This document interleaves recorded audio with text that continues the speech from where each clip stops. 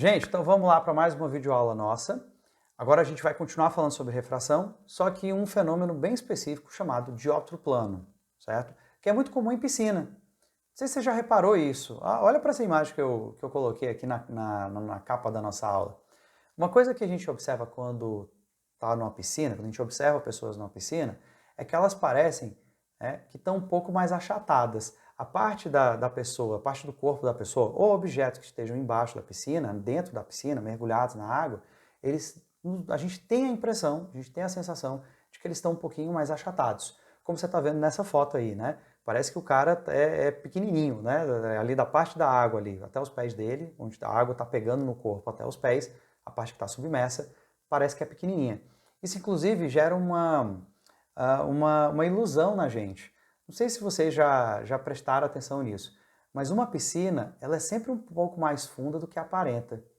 Às vezes, quando você não conhece a piscina, não sabe qual é a profundidade dela, você quer se arriscar num pulo, você dá uma olhada ali na água, e tá rasinha, essa daqui parece que é rasa. Aí quando você pula, você quase se afoga porque é mais funda do que você imaginava. E isso acontece por conta de uma ilusão resultante da refração. A gente vai trabalhar ela aqui e mostrar para vocês como é que a gente faz os cálculos, tá bom? Vamos primeiro trabalhar a parte teórica, para a gente entender direitinho como é que funciona, e aí em seguida a gente vai para a parte de cálculos mesmo, tá certo? Então, primeiro, o que é um dióptro? Tá? Dióptro, basicamente, é uma superfície de separação entre dois meios. Tá? É a fronteira, digamos assim, a divisa entre dois meios materiais. Então, olha só essa caixinha aqui que eu anotei para vocês. Ó. Por conta da refração, os raios de luz sofrem desvios e dão a impressão de que o objeto se encontra em uma posição diferente para um observador que esteja no outro meio material. A gente sempre tem a sensação de que o objeto está numa posição que na verdade não é a dele. Tá? Então, por exemplo, o pessoal gosta muito de citar isso, às vezes em questão de vestibular, um índio que está com uma lança e vendo um peixe. Aí onde é que ele tem que acertar? Ele não pode jogar a lança, arremessar a lança onde ele está vendo o peixe, porque ali é só ilusão. Ali é só onde ele pensa que está o peixe. Na verdade, o peixe está numa posição um pouquinho diferente e a gente vai mostrar isso para vocês agora, certo? Inclusive, por exemplo, animais que precisam, quem se alimenta de peixe, né? Como este nosso camarada aqui, ele precisa tomar cuidado, essa nossa águia precisa tomar cuidado, porque essa refração também funciona para ela, o dióptro plano funciona para ela. Então os animais precisam se adaptar a isso, né? Tanto quem está fora como quem está dentro da água. A gente vai ver que funciona para os dois. Veja só esse desenho que eu fiz, ó. Esse esqueminha que eu fiz aqui para ilustrar. Deixa eu sair daqui para ficar mais fácil vocês visualizarem. Então veja só. Primeiro, eu estou aqui na situação onde nós temos um observador, o observador, nosso papagaio aqui. Então, olha só, para o observador que se encontra no ar, o objeto aparenta estar mais próximo da superfície da água. Então, olha só, ele tem a sensação de que o camarada está bem aqui, ó, mais acima, e na verdade ele está mais embaixo. É isso que vai fazer com que você tenha a sensação de que a piscina é mais rasa. Tá? Você vê o fundo da piscina um pouco mais alto do que deveria. Ou naquela imagem do cara na piscina, você tem a sensação de que os pés dele estão um pouco mais altos. Aí te dá a sensação do achatamento. Por que isso acontece, gente? Porque o raio de luz que está saindo do peixe bate aqui na superfície de separação e lembra que está saindo do mais refringente para o menos refringente. Então, o ângulo de refração termina sendo maior que o de incidência. Abre mais o ângulo. E aí, quando chega no olho do observador, qual é a sensação que ele tem? Que essa luz está viajando em linha reta. Então, se essa luz aqui que ele está recebendo viaja em linha reta, é porque ela vem daqui, ó. Então você tem a nítida sensação de que o peixe, né, de que o objeto está ali, quando na verdade é só uma imagem que está te enganando, certo? Então, por exemplo, você vai fazer aquele negócio das questões de vestibular, né, que o pessoal fala o negócio do índio com a lança. Você está com uma lança para pegar um peixe. Você está vendo o peixe bem aqui onde eu circulei. Onde é que você vai mirar? Embaixo de onde você está vendo o peixe. Então você vai ver um pouquinho embaixo, que é provavelmente onde está o nosso peixinho. Certo? O contrário também acontece? Também. Então como é que funciona? Assim, ó. Agora o observador é o peixinho, viu? Mudou, certo? Tem um raio de luz saindo do papagaio e chegando no peixe. Onde é que o peixe vai ver o papagaio? Um pouquinho mais em cima, ó. Aqui ele vai ter a sensação de que, do mesmo modo, ele vai ter a sensação de que o cara está um pouquinho mais alto. Por que isso acontece, gente? Ele vai ter a sensação de que o cara está mais distante da superfície da água. Então, dentro da água, o efeito é contrário. Você tem a sensação de que de que os objetos parecem um pouco mais alongados. Você também vai ver acima, só que o resultado desse ver, ver a imagem um pouco acima é o contrário. Parece meio contraditório isso, né? Enquanto no primeiro você vai achar que o cara está mais próximo da superfície, nesse segundo caso você vai perceber que ele está um pouquinho mais distante da superfície. E aí veja só o que vai acontecer. Ó. Por que isso acontece? Né? Porque o raio de luz está saindo do papagaio, chegou aqui na superfície de separação. Esse é um caso onde está indo do menos para o mais refringente. Então o raio se aproxima da normal. Ele vai ficar um pouquinho mais próximo. E aí qual é a sensação que o peixe vai ter? Que o raio vem daqui, ó, seguindo a ideia da propagação retilínea da luz, do padrão que a gente tem. Certo? Então a gente tem a sensação de que o raio de luz veio daqui, e aí vai ter a ilusão de que os raios estão vindo dali de cima, certo?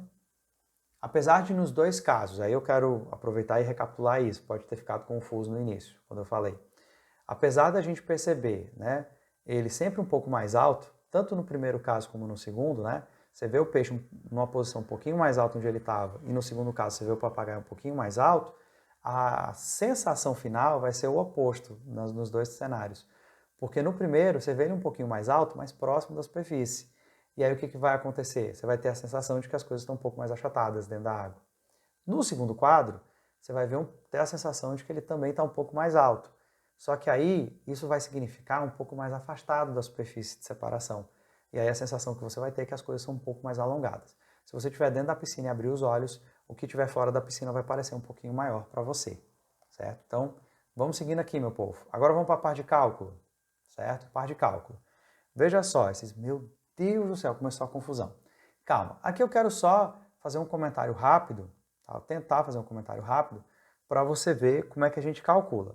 No final, eu só preciso mesmo que você se preocupe com as medidas e com a fórmula, certo? Aqui eu quero só mostrar para vocês que tem uma lógica. Bom, mostrando aqui rapidamente, olha para essa imagem que está aqui, depois eu saio para você ver os cálculos. Então veja só, gente, eu tenho aqui esse P, essa situação é aquela situação que eu tenho bem aqui, ó, essa primeira situação, tá, do peixinho que está sendo observado por alguém de fora. Bom, está aqui o observador, está aqui o objeto. Então, naquele esquema, o que você viu? Você viu que a imagem vai se formar um pouquinho acima, né? Então está aqui a imagem, ó, um pouquinho acima. Eu só tirei, né, o objeto, a imagem, o observador, para a gente fazer uma coisa mais esquematizada. Então veja só, a profundidade real do objeto eu vou chamar de P. A profundidade aparente da imagem eu vou chamar de P'. Bom? Então veja só, eu fiz aqui mais grosso, você está vendo o raio, tá? Eu fiz a normal, certo?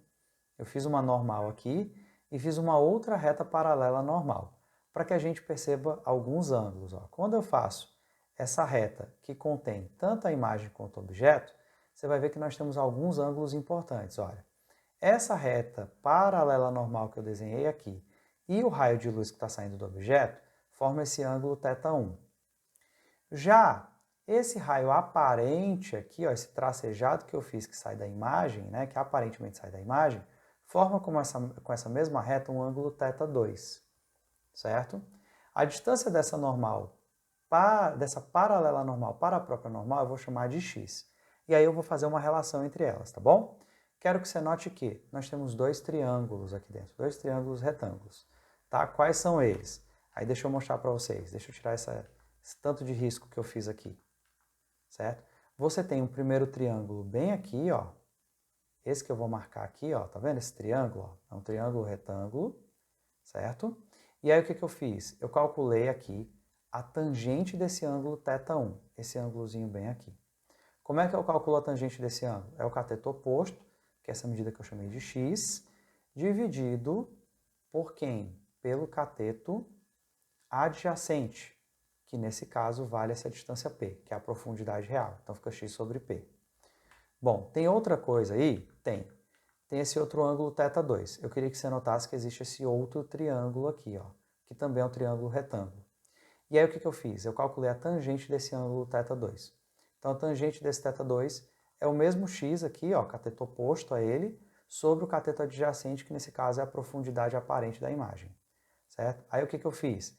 Eu passei o P multiplicando para cá e passei o P' multiplicando para cá. Então nós temos essas duas relações, ó. O x de um lado sendo igual à profundidade do objeto vezes a tangente desse ângulo θ1, e esse x, que pode também ser calculado por essa outra relação de cima, que é a profundidade aparente da imagem, vezes a tangente desse ângulo θ2 que eu marquei para vocês.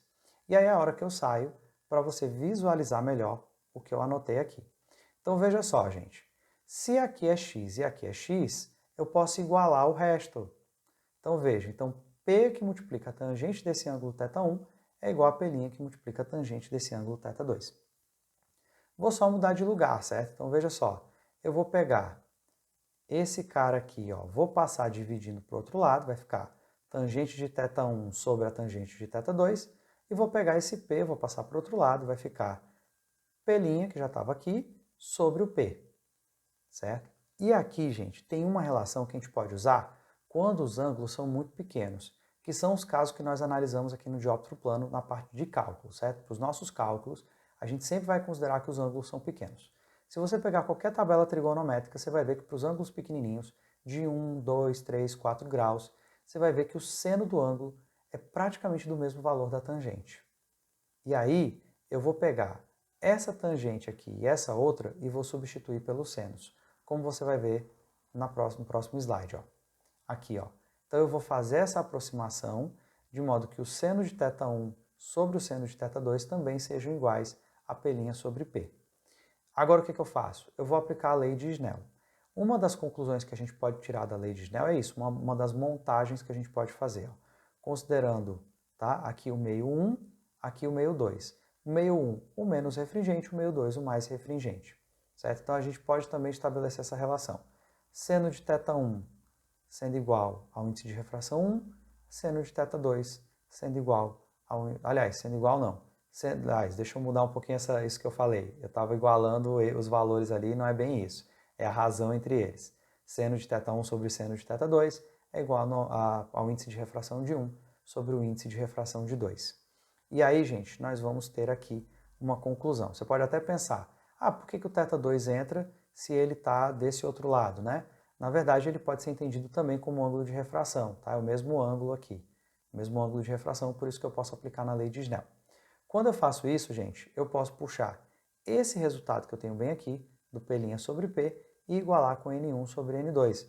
É o que você vai ver nessa próxima imagem. Ó. Então você tem N1 sobre N2 sendo igual a P' sobre P, certo? Só que aí eu vou fazer uma jogada para ficar mais fácil da gente lembrar, certo? Então eu vou fazer umas trocas. Na verdade, eu vou fazer uma única troca. Eu vou trocar esse cara de lugar com esse, tá? O N2 com P'. Ó. Troquei o N2 com P'. E aí, veja bem, o N1 é onde você tem um menor índice de refração. O P' é a posição aparente, é a posição menor que você tem, é a medida menor. Já o N2 é o índice de refração do meio mais refringente, é o índice de refração maior. E eu divido pela posição maior, pela profundidade maior. Certo? Então, essa aqui é a forma que eu acho mais fácil de você lembrar. Na prática, meu povo, o que você tem que saber é que esse P é a profundidade, a posição do objeto, esse P' é a profundidade, posição da imagem, e os índices de refração. Pronto. Se você souber isso e souber essa fórmula, tá bom demais, a gente resolve questões de dióptro plano, tá bom? Porque eu sei que essa parte que eu falei agora, mostrando esses ângulos, relação de seno e tangente, não é uma coisa tão simples para a maioria das pessoas. Então, como eu disse no início, isso aqui é só para mostrar para vocês que tem uma lógica para a gente chegar na fórmula. Mas você não é obrigado a decorar esse desenvolvimento, tá bom? Isso aqui é só para que você tenha uma noção de que existe um raciocínio matemático por trás, um raciocínio aqui geométrico, tá certo?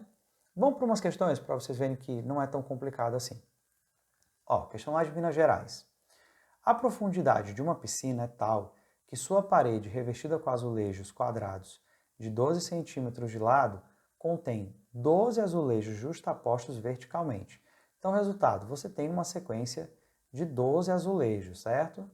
No final você tem aqui 12 azulejos, tá? Tá AZ mesmo, 12 azulejos. Um banhista na borda da piscina cheia de água, índice de refração da água 4/3, olhando quase perpendicularmente, esse quase perpendicularmente é para que você garanta um ângulo pequeno, certo? Quando ele fala isso, eu estou falando de um ângulo pequeno. Ângulo pequeno. E aí vale aquela relação que eu trabalhei agora com vocês. Porque aí eu disse, ó, essa aproximação de tangente com seno é só quando você tem ângulos pequenos. É o que ele quer enfatizar aqui. Verá a parede da piscina formada pelo quê? Primeira coisa, gente, não vai sumir azulejo. Tá? A única coisa que vai acontecer é que esses 12 azulejos, essa coluna de 12 azulejos, ela vai aparentar ser menor. Certo? Ela vai aparentar ser menor, especialmente na vertical. Tá bom? Então, nós vamos continuar vendo 12 azulejos. Isso não vai mudar. Por isso que eu já vou cancelando logo o item B, o item C e o item E. Não vai sumir azulejo, eles só vão aparentar ser menores. Certo? E aí como é que a gente calcula?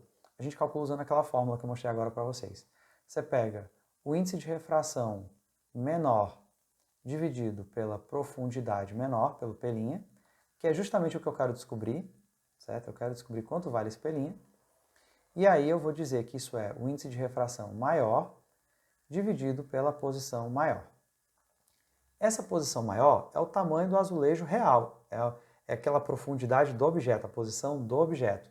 Então esse P aqui é exatamente 12 centímetros, que é realmente o tamanho do azulejo. Ele diz também que o índice de refração maior, que é o índice de refração da água, né? O índice de refração da água é igual a 4 sobre 3, 4 terços. Ele não fala do outro índice de refração, do menor. A gente supõe que seja o ar. Toda vida que ele não disser, for um caso como esse aí, está na piscina, é claro que o outro meio é o ar, e a gente vai dizer que o índice de refração do ar é igual a 1, tá bom? Então a gente vai usar isso para resolver a questão. Gente, só botar esses dados e descobrir quanto vale o pelinho. O índice de refração do ar é o menor, então ele vale 1. 1 sobre pelinha. O índice de refração maior é 4 terços, e a profundidade, né, o tamanho real, é de 12 centímetros. Aqui tem atenção com detalhe, a nossa resposta vai dar em centímetros também, certo? Então o que eu vou fazer? Bom, aqui, gente, eu posso simplesmente dividir esses caras, né? Eu posso imaginar que esse 12 é dividido por 1, aí você repete o primeiro, 4 terços, e multiplica pelo inverso do segundo, 1 dozeavos.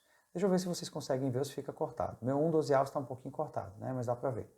Então dá para cancelar esse 12 com esse 4, aqui fica 3, aqui fica 1. De modo que no fim, o meu resultado vai ficar assim, ó. 1 sobre pelinha, que era o que eu tinha bem aqui, vai ser igual a quanto?